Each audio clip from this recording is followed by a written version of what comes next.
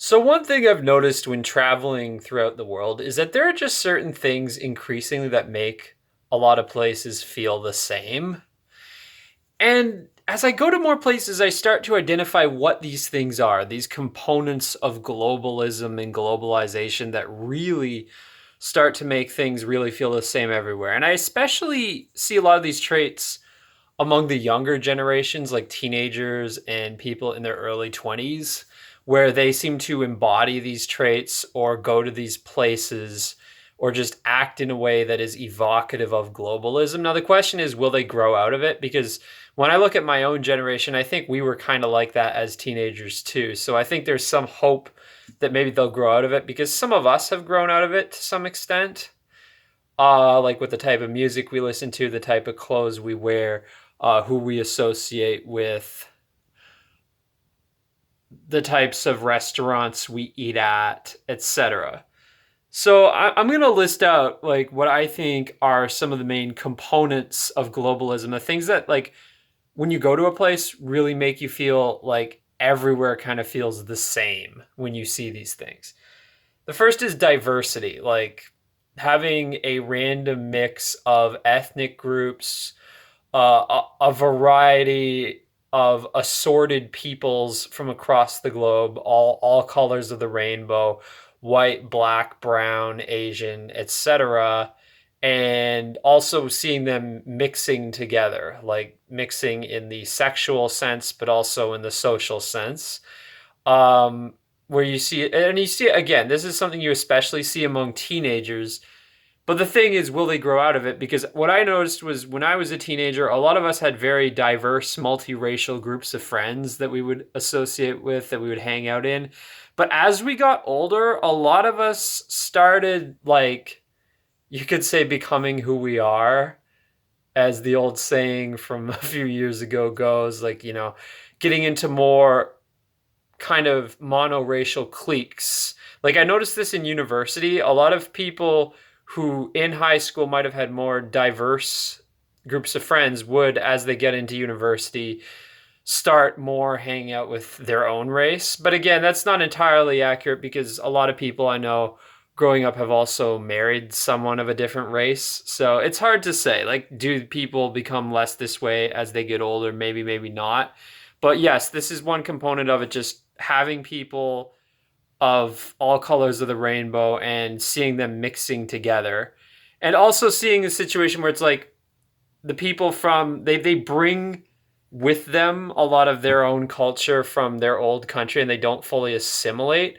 But at the same time, insofar as they do assimilate, they seem to assimilate into this like kind of generic globalist bugman culture as opposed to any kind of authentically specific identity to the location that they've actually moved into. Like the only way they really assimilate is the language and the accent to some extent, and even then, not always. So that's one component, diversity. Another component is modernist architecture, just seeing glass buildings, concrete buildings. Also, I don't even know what this architectural style is called, but increasingly like this shit that looks like these like ugly multicolored low-rise apartment buildings that are like, I don't know, like cube shaped and have kind of, I don't know, is it stucco, or in some cases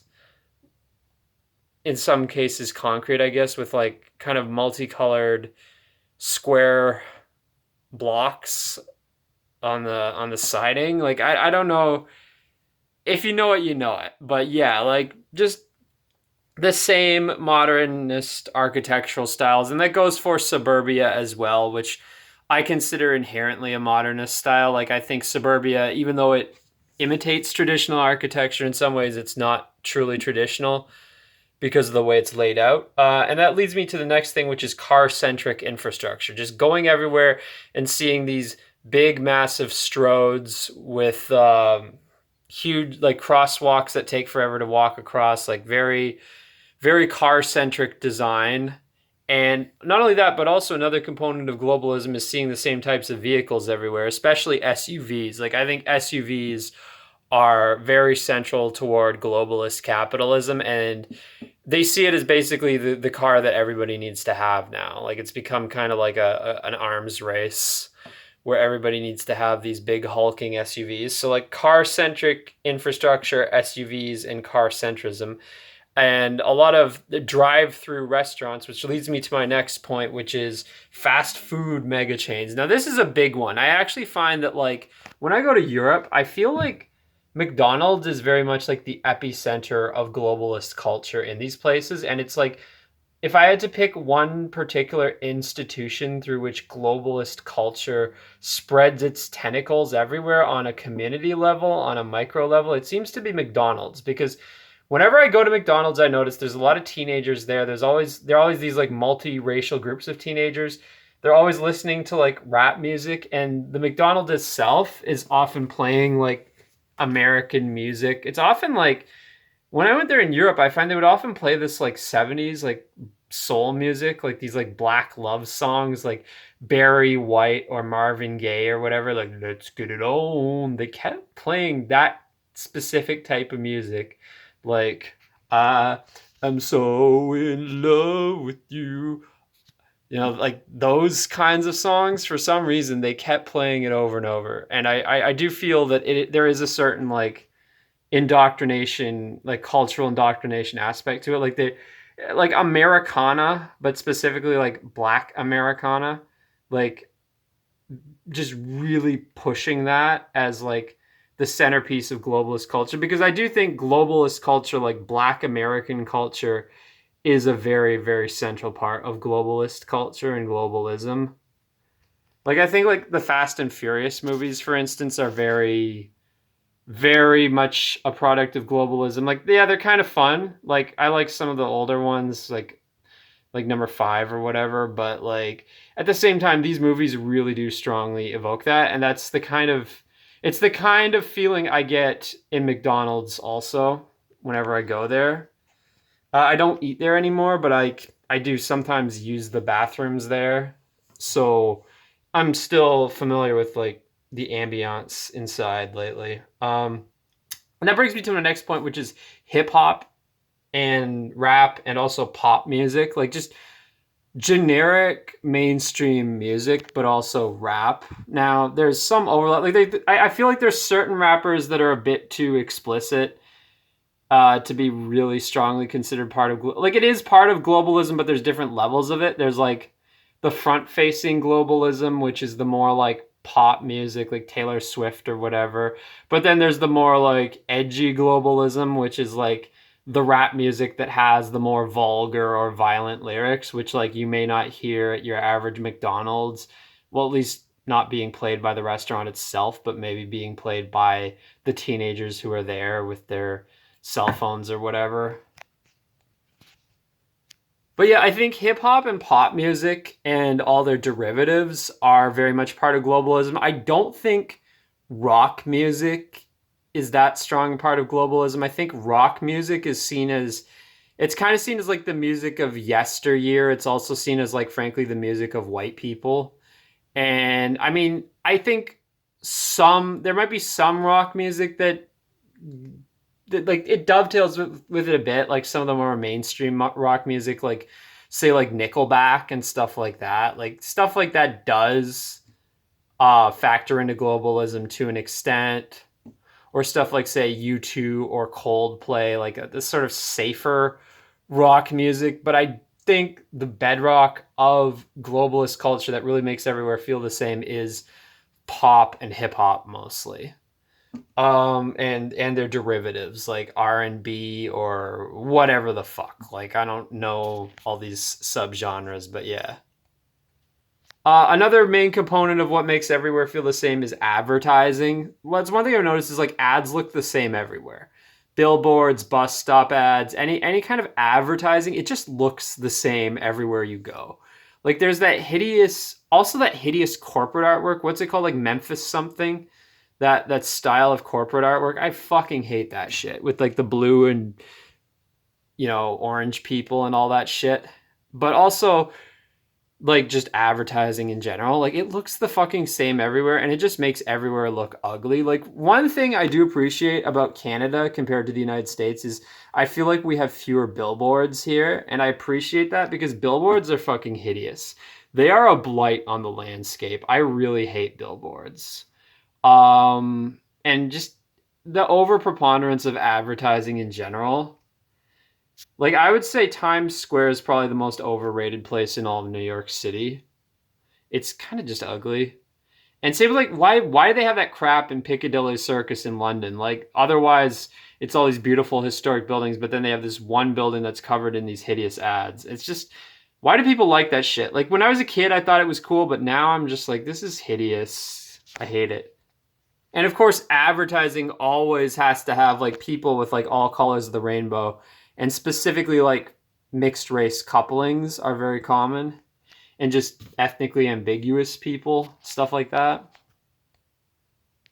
Another thing that makes everywhere feel the same is trendy haircuts and fashion. That's one thing I definitely notice. Like people, especially young people, like teenagers and people in their 20s, just wearing the same fucking type of clothes, having the same haircuts, like that stupid fucking broccoli haircut that like every Gen Z guy has. It was especially bad in Italy. Like in Italy, it seemed like literally every male between the ages of, I don't know, 12 and 25 had that fucking haircut. And it's like, just stop. It looks fucking ugly. It looks hideous. Like, is it something so like people who aren't black can have something that looks more like an afro? Like, is that the point of the broccoli haircut? I don't know. I don't like it, whatever it is. It looks hideous. But yeah, like, and increasingly the fashion I'm seeing is like people going around in public in what looks like essentially pajamas, which is like just ugh. And of course, with women, there's these like ridiculously short shorts and the really tight leggings and stuff like that. There's also bizarrely this trend with women toward jeans that are like the exact opposite, like loose jeans. I don't know. I mean, there's this like I feel like there's this dichotomy of Gen Z fashion where there's like on one hand the slutty and then on one hand the frumpy, which are kind of like in some ways opposites. But I guess there can be an overlap. Like on one hand you have like the really slutty clothes with like the booty shorts and everything, but on the other hand there's like the women, and also this is true for men too, who walk around in like literal pajamas, like sweatpants that like look like pajama pants, and like also their tops too, frankly. So it's like this weird dichotomy that way. I don't know. But anyway, there's just the fashion and the haircuts where it just looks the fucking same everywhere. Especially among young people. And another thing is random international cuisine, like I was talking earlier about fast food mega chains and just mega chains in general, like restaurant chains, but especially the fast food ones like McDonald's, KFC, Wendy's, Burger King, etc. But in addition to those, there's also like the presence of random international cuisine. Like everywhere you go, there's a kebab restaurant, there's a shawarma restaurant, there's a Chinese restaurant, there's an Indian restaurant, there's a Thai restaurant. There may or may not be a Mexican restaurant depending on where you are. It's just the random assortment of international food, and what is losing out here is, of course, local restaurants that embody the local slash regional cuisine that are not mega chains. So, like your French food in France, your Italian food in Italy. Although Italian food in Italy is standing up better than most, I would say the ones that are like more endangered right now are like German food in the German speaking countries, actual British food. I would even say like independent restaurants in Canada and the US that embody our cuisine and are not mega chains. And also, I would say increasingly some of the ethnic European restaurants in North America I find are dwindling lately too. Like I think Italian food and Greek food have taken a big toll in the last few years. Like I think the lockdowns had a very negative effect on them in particular. So the restaurants that I see flourishing the most as a consequence of globalism and just the increasing sameness everywhere are essentially fast food mega chains and then random international cuisine. And the ones that are suffering are like the local restaurants that embody the local cuisine or that embody like ethnic European cuisines that may not be local per se. Like, say, Italian or Greek food in Canada and the United States, for instance, or in Europe, outside of Italy and Greece themselves. So yeah, the when I say random international cuisine is I really mean like non-white international, basically. Like those are the ones that tend to be succeeding in addition to the fast food mega chains and that just make everywhere feel the same.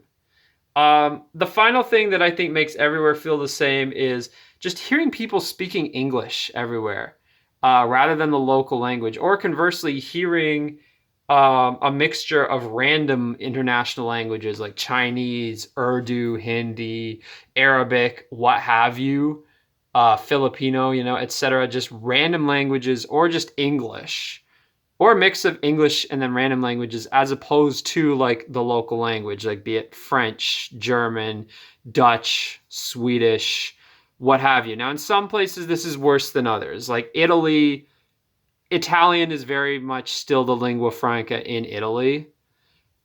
Same with French in France. But like you go to some places like Germany, Netherlands, Sweden, any of the Scandinavian countries, you do feel like is the national language potentially in jeopardy? It might be in a few generations at the rate things are going, because the combination of the preponderance of English and also just random foreign languages. But again, even in English speaking countries, it's a thing too. Like in Toronto, in the entire metropolitan Toronto area, you often just hear random languages being spoken. So there is that aspect too. So yeah, I would say those are all the factors that really make a place feel like everywhere. And I would say a lot of the places that embody these things the most are some of the major cities, but to be honest, even the major cities, a lot of the major cities at least have a lot of historic architecture, which is something that at least lends some identity. Whereas I think the places that really feel globalist, I think in Europe, the ones that feel it the most are some of these like suburbs like surrounding the cities, and also some of the places that don't have as much preserved architecture, and the places where they just have the most immigrants. So some of these, like for instance, like the suburbs of Paris probably feel more this way than the center of Paris, for instance.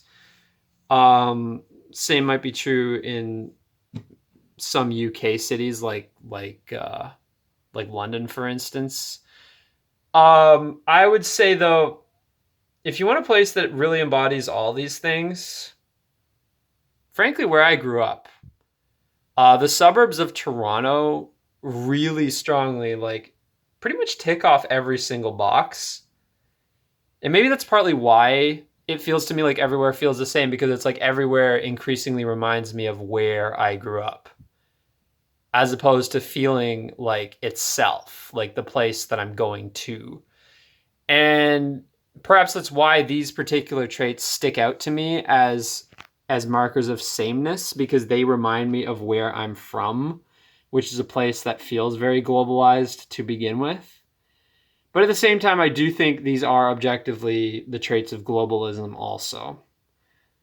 So yeah, like when looking at like how places lose their culture and feel the same, I think all these are very strong traits to watch out for.